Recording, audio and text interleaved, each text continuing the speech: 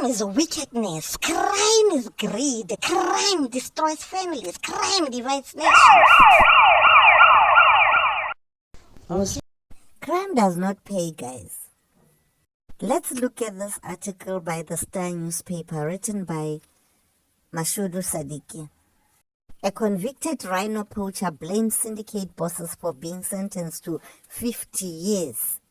Dominic Ayanda and Lwazi were sentenced to 50 years, 21 years and 33 years direct imprisonment by the Skukuza Regional Court on Thursday.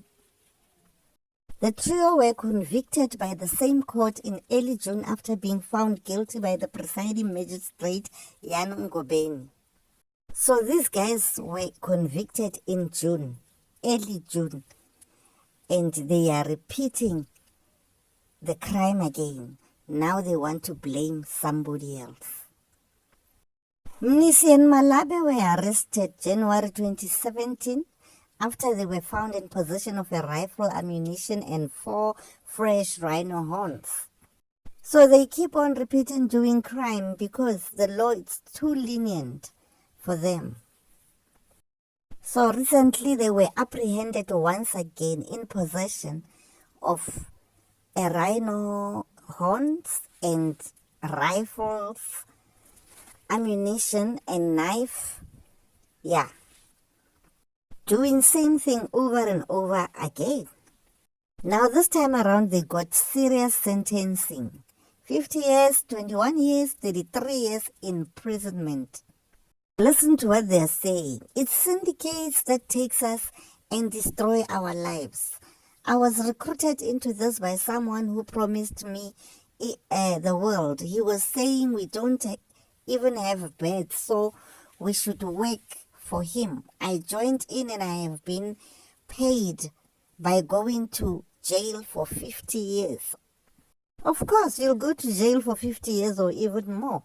You committed crime. Let's continue reading. They said to us that they were giving us jobs so that we could get out of the situation that we were in, Mnisi said. He said he didn't know that things would end up this way. And when they were asked who their syndicate bosses were, they couldn't disclose their names. They pretended not to know their names. Did they know them? Let's listen to what they said.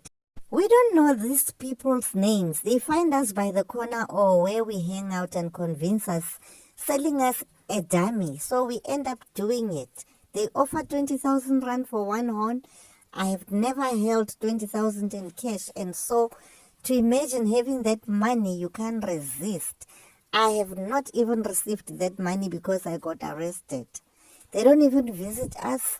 We got caught the first time, and then they said that we should go back to try to get more horns. These people are not good people because we are young kids. So young boys' lives are just destroyed, just like that, by adults. Young boys must know that when they agree to do the dirty job once, they will always be sent to go back and do it over and over and over and over again. Once you agree for the first time, you must know that you will always have to go back and repeat committing crime. And when you are caught, you are alone there. They are nowhere to be found. The ones that sent you to go and commit the crime are nowhere to be found. They are not arrested. You are alone there. You are arrested alone there. And your future is destroyed. Mnisi called out to young people to not consider this crime, saying they should be careful of being lured to these crimes because the syndicates are roaming the streets freely to lure them. During the court proceedings, the three took to the stand to apologize to the court, saying they had been remorseful of their crime while pleading with the court to be lenient when delivering their sentences. The poaching of rhinos has reached crisis level. The only suitable sentence is direct imprisonment, and for a very long time, Mgiba said. He said that this would deter others would be poachers from the deed. The poacher's lawyer, Moshe Nyatela from Legal Aid, had pleaded with the court to be lenient in its sentencing because they had come from poor backgrounds. So the young men did not show any remorse of their act. So the magistrate also felt that the sentencing is a perfect sentencing because they have committed a serious offense. Kruger National Park spokesperson Ike Patla welcomed the sentencing. "We are happy with the decision of the court to give them active sentences. It was appropriate, and he took it to consider their personal circumstances but also considered the public good and the seriousness of the crime," Patla said.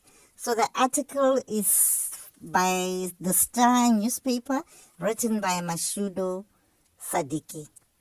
Young boys must start to open their eyes and ears and listen.